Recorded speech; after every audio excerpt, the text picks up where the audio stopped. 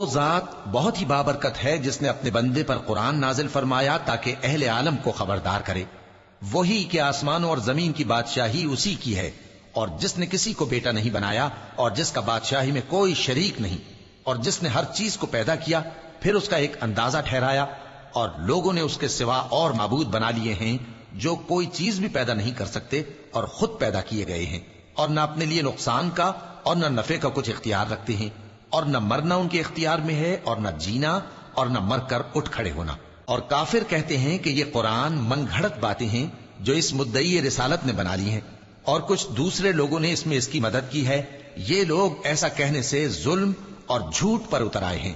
اور کہتے ہیں کہ یہ پہلے لوگوں کی کہانیاں ہیں جن کو اس نے جمع کر رکھا ہے، اور وہ صبح و شام اس کو لکھوائی جاتی ہیں۔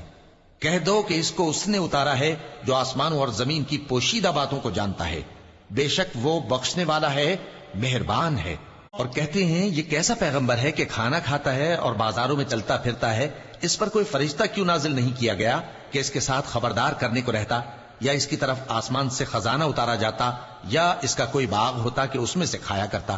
اور ظالم کہتے ہیں کہ تم تو ایک جادو زدہ شخص کی پیروی کرتے ہو۔ اے پیغمبر دیکھو تو یہ تمہارے بارے میں کس کس طرح کی باتیں کرتے ہیں، سو گمراہ ہو گئے اور رستہ نہیں پا سکتے۔ وہ اللہ بہت بابرکت ہے جو اگر چاہے تو تمہارے لیے اس سے بہتر چیزیں بنا دے، یعنی باغات جن کے نیچے نہریں بہ رہی ہوں، نیز تمہارے لیے محل بنا دے۔